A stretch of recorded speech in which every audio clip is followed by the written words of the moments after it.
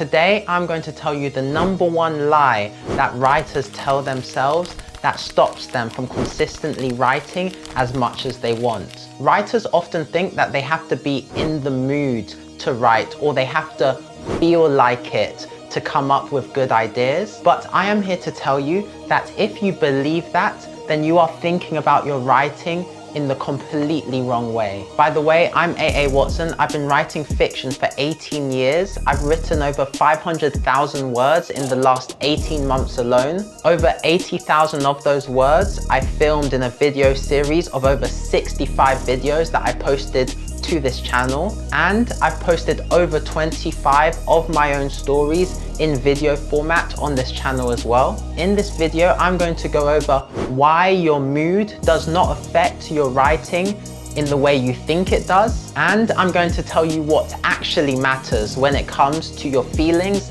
and developing your writing habit. Let's get into it.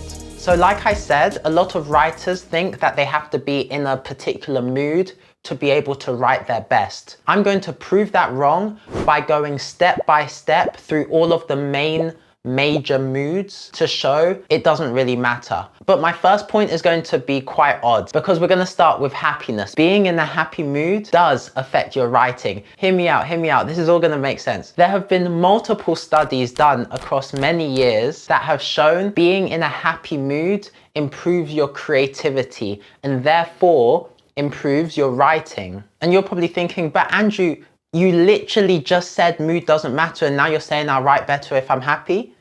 Yes, but this is the thing. In 2008, a massive analysis of over 25 years of research between mood and creativity was done, and they analyzed how happiness actually affects creativity and by how much. After looking through all these studies, the researchers found that out of all the happy people who were considered to be more creative in that moment than the unhappy people, the actual amount of creativity that was attributed to happiness was 3%. Let me explain it in a clearer way. Let's say we take two people from these studies. One is happy and one is sad, and the happier one is more creative in that moment than the sad one. When the researchers looked at everything that made the happy person more creative, only 3% of it was because of the happy mood. That means 97% of what made that person more creative was anything other than happiness. It could have been how much they knew the subject, their childhood, how much they valued creativity, their intelligence, a range of things. But only 3% of it was attributed to actually being in a happy mood. So you're thinking, yes, well, still that proves that being happy will make me write better. Yes, it does. But happiness, with its 3% impact on creativity, is the mood that has the most effect of creativity out of all the moods. That's right, out of all the possible mood states you can be in, happiness, sadness, fear, whatever, happiness at its 3% variance is the most impact it will have on your creativity, which I'm therefore saying the more creative you are, the better you will write in that particular session, right? Think about that for a second. That 3% has the most impact out of any mood you can be in. Let's go through some of the other main moods just to show you what the research actually says about them and how they affect your ability to be creative in the moment. Many people think you're at your most creative when you're just in a very relaxed Zen state. You're chill, nothing's bothering you. Well, the research has shown that being in a relaxed mood actually has 0 impact on how well you write. The same with sadness. I've heard people say that when they're sad is when they're their most creative, when they're depressed, when they come out of a breakup, things like that.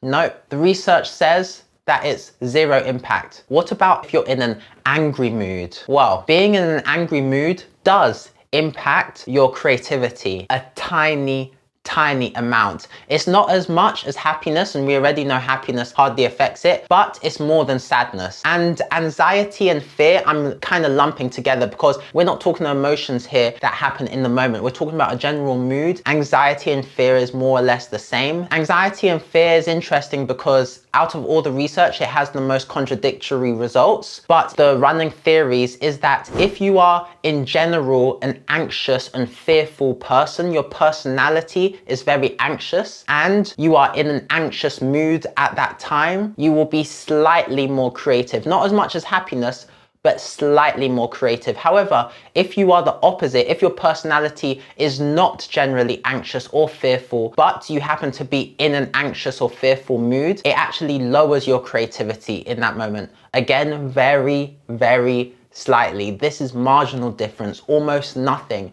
So small that it's not even worth thinking about. Truly, mood does not matter. It does not affect you in any way that should be allowed to actually dictate whether you write or not. It really doesn't. So if you think that waiting for the right mood to get a possible 3% increase in your creativity before you do a writing session is worth it, then I'm here to tell you, you're wasting your time. It's not. It's not at all. Now, don't get me wrong. I'm not going to sit here and tell you that it's not easier or nicer when you do feel in the mood to write. When you feel happy, when you feel excited, when you feel just like tackling the challenge. Of course it is. It's nicer. It's easier. I would love to be happy and excited to write all the time, and I'm sure you would too. I write my best when I'm rested, when I'm positive, and when I'm happy. That's when I feel the best. And that is important as a writer. It truly is. But what if I told you you could actually control that? Let me give you an example. Have you ever been angry about something and you started writing a story anyway, and then you get to the end, you've been writing for 2, 3, maybe 4 hours, and then you realize, wait a second, I'm not angry anymore.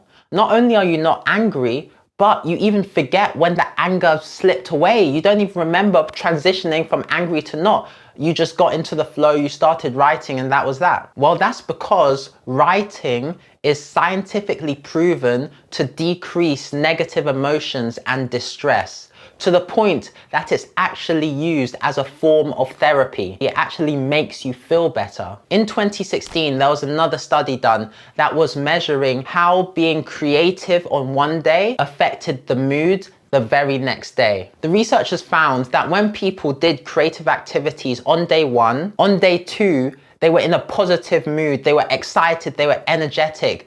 They called it flourishing. They were ready to take on the day. They thought, interesting, so doing creative activities on day 1 improved the mood on day 2. Well, how about we switch it and see what happens? So then they took people, and on day 1, they did things that made the people happy, made them excited, made them be in a good mood. And then they measured their creativity on day 2. Guess what?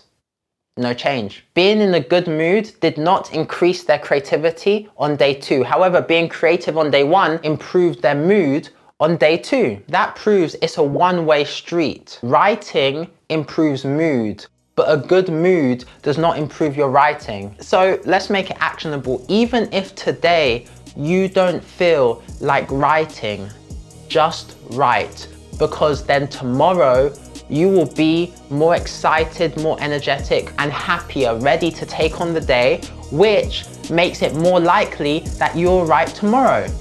That is how habits are formed. That is how you develop a writing habit. You don't wait to be in a good mood to write. You write to create the good mood to write. AAWatson out.